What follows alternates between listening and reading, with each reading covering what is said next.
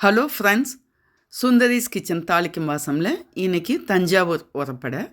அதில் பரங்கி பிஞ்சு சேர்த்து எப்படி செய்யறதுன்னு சொல்லி பார்க்கலாம். இந்த சீசனில் பரங்கி பிஞ்சாக கிடைக்கும். பார்த்திங்கனாக்கா எங்கள் ஊர் பக்கத்தில் பூம்பிஞ்சுன்னு சொல்லுவாங்க. அதாவது பூவே உதிர்ந்து இருக்காது, ஒரு சாத்துக்குடியை விட கொஞ்சம் பெரிய சைஸில் இருக்கும். அவ்வளோ ருசியாக இருக்கும் இந்த பரங்கி பிஞ்சு.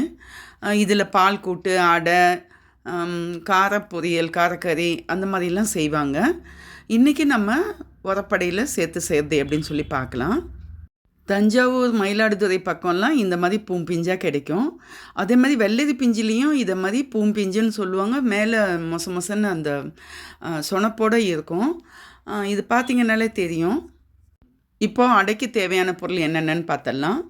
புழுங்கரிசி, இட்லி அரிசி ஒரு சின்ன கப்பு, அதே அளவில் பச்சரிசி ஒரு கப்பு. இது எங்கள் வீட்டு பழக்கப்படி நான் அளவு எல்லாமே சொல்கிறேன். பார்த்திங்கன்னா பச்சரிசி இது நல்லா கொஞ்சம் மொறுமொறுப்பாக கொடுக்கும் பச்சரிசி சேர்த்து செய்யும்போது. அதுக்கப்புறம் துவரம்பருப்பு அதே அளவு கப்பால் ஒரு கப்பு, கடலைப்பருப்பு அதே கப்பால் ஒரு கப்பு, பாசிப்பருப்பு ஒரு அரை கப்பு. அது கூட சேர்த்து எல்லாத்தையும் ஒன்றா களைஞ்சிட்டு ஊற வச்சிடலாம். கருப்பு உளுந்து, தோல் உளுந்து ஒரு கப்பு, இது தனியாக நான் ஊற வச்சுக்கிறேன்.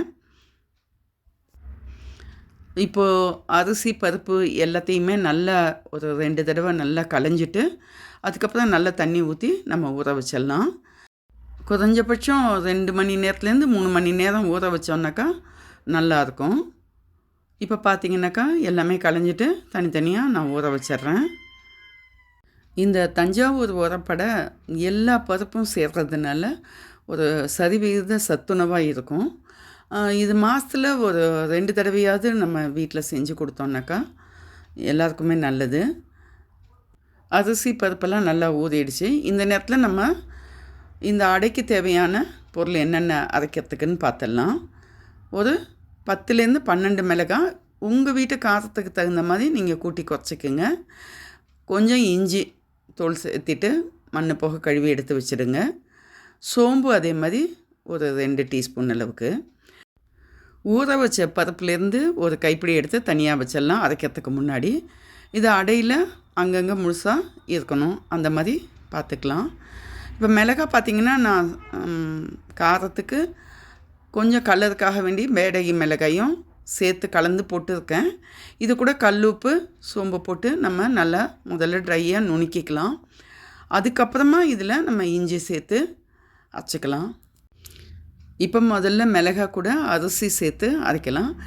அரிசி குருண பதம், அதாவது ரவை உப்புமா, நம்ம அரிசி உப்புமாவுக்கெல்லாம் உடைக்கிற அளவுக்கு இருந்தாலே போதும், ரொம்ப மையாக அரைக்கக்கூடாது. இப்போ பார்த்திங்கன்னா இந்த அளவுக்கு குறப்பாக நம்ம அரைச்சி எடுத்துக்கணும் அரிசியை. பாருங்கள் எந்த அளவுக்கு குறப்பாக இருக்குன்னு. அரிசி அரைச்சி எடுத்துகிட்டு பருப்பு, எல்லா பருப்பும் சேர்த்து நம்ம ஊற வச்சுருக்கிறது இதே மாதிரி இந்த அளவு பக்குவத்துக்கு. இதுவும் அதே மாதிரி பொறன்னு இருக்கணும், ரொம்ப மையாக அரைக்கக்கூடாது. உளுந்து தனியாக கொஞ்சமாக தண்ணி சேர்த்து நம்ம வடைக்கு அரைக்கிற மாதிரி தோலோடு சேர்த்து அரைச்சி இதை மாதிரி எடுத்துக்கலாம். சின்ன வெங்காயம், பெரிய வெங்காயம் கலந்து போட்டிருக்கேன். ஆனால் சின்ன வெங்காயம் மட்டுமே போட்டால் ரொம்ப நல்லாயிருக்கும். பொடியாக இதை மாதிரி அரிஞ்சு ஒரு கப் எடுத்து வச்சுக்கலாம். பரங்கி பிஞ்சு பார்த்திங்கன்னா இதை மாதிரி தோலெல்லாம் செத்த வேண்டியதில்லை. இந்த அளவு சன்னமாக நறுக்கணுன்னாக்கா நல்லாயிருக்கும். துருவி போட்டோன்னாக்கா அது ஒரு மாதிரி வேறு மாதிரி டேஸ்ட்டாக இருக்கும். காயோட ருசி நமக்கு தெரியணும் அப்படிங்கும்போது இந்த மாதிரி பொடியாக நறுக்கி போடுறது தான் நல்லாயிருக்கும். இப்போ இதில் ஒரு 4 டேபிள் ஸ்பூன் அளவுக்கு தேங்காய் பூ சேர்த்துக்கிறேன். சில பேர் இந்த தேங்காயும் பல்லாக நறுக்கி போடுவாங்க. நான் இங்கே தேங்காய் பூவாக சேர்த்துட்றேன் காய் சேர்க்கறதுனால. நம்ம வெறும் உரப்படனாக்கா தேங்காயே பல்லாக கீறி போட்டு நம்ம சேர்த்து அடையாக தட்டிக்கலாம்.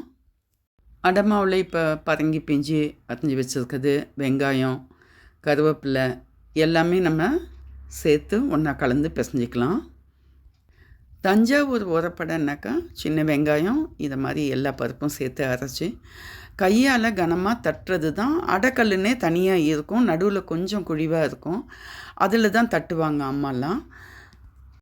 பாட்டி காலத்துலலாம் வெங்கல தவளையில் தட்டுவாங்க. அது தவளை அடைன்னு ஒன்று இதே மாதிரி கனமாக தட்டி வேக வச்சு எடுப்பாங்க. மேலே கிறிஸ்பாகவும் உள்ளத ரொம்ப சாஃப்டாகவும் இருக்கும்.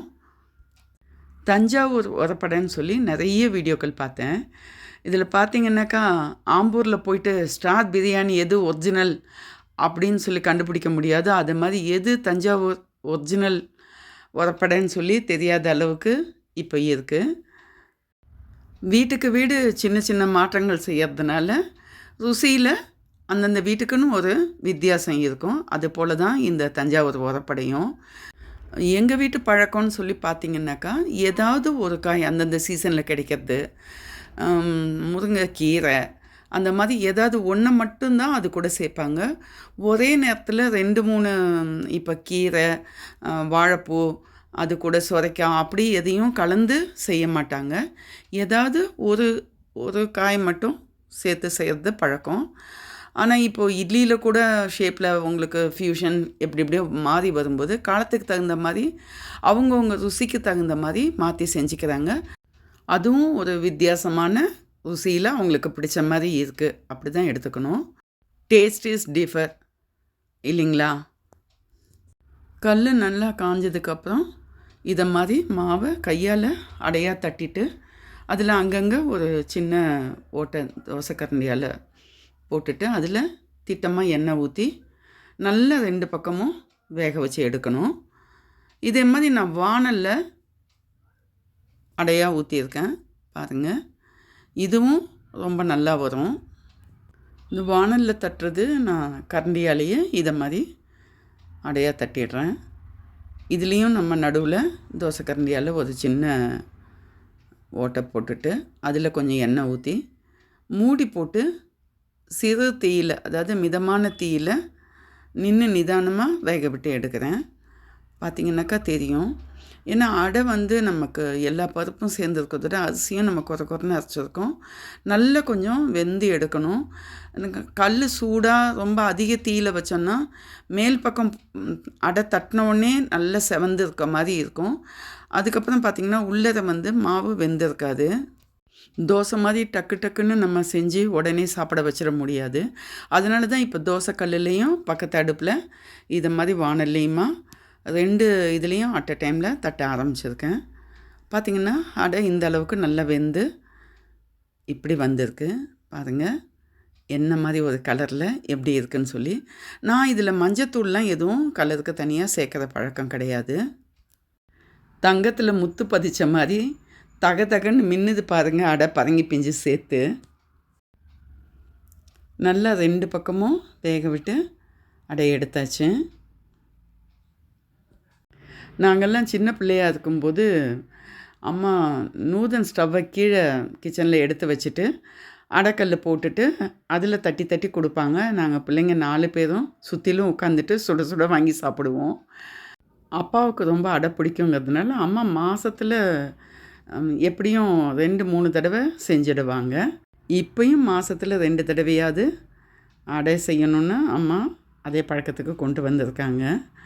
நான் கூட கிண்டல் அடிப்பேன். 7 கடல் 7 மலை தாண்டி அம்மா உயிர் எங்கே இருக்குன்னா இந்த அடையில் தான் இருக்குது அப்படின்னு சொல்லி கிண்டல் அடிப்பேன். இந்த தஞ்சாவூர் உரப்படைக்கு, அதுவும் பரங்கி பூ பிஞ்சு போட்ட அடைக்கு வெண்ணெயும் வெல்லமும் ஒரு சின்ன கப்பில் தயிரும் கொஞ்சம் மாங்காய் இஞ்சி ஊறுகாயும் வச்சுட்டு சாப்பிட்டா அடடா என்னமா இருக்குது.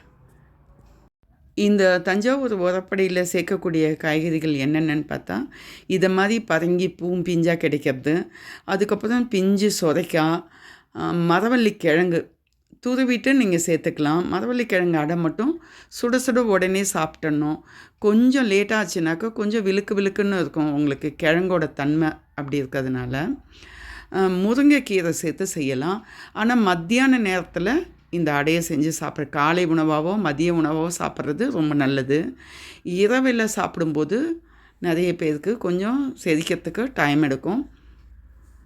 பாருங்கள் பரங்கி பிஞ்சு எந்த அளவு வெந்து எவ்வளோ நல்லா வந்திருக்குன்னு சொல்லிவிட்டு. தஞ்சாவூர் உரப்படை செய்து ருசி பார்த்துட்டு எப்படி இருந்ததுன்னு நீங்களும் சொல்லுங்கள். இந்த வீடியோ பிடிச்சிருந்தாக்கா லைக் பண்ணுங்கள், ஷேர் பண்ணுங்கள், சப்ஸ்கிரைப் பண்ணுங்கள். நன்றி, வணக்கம்.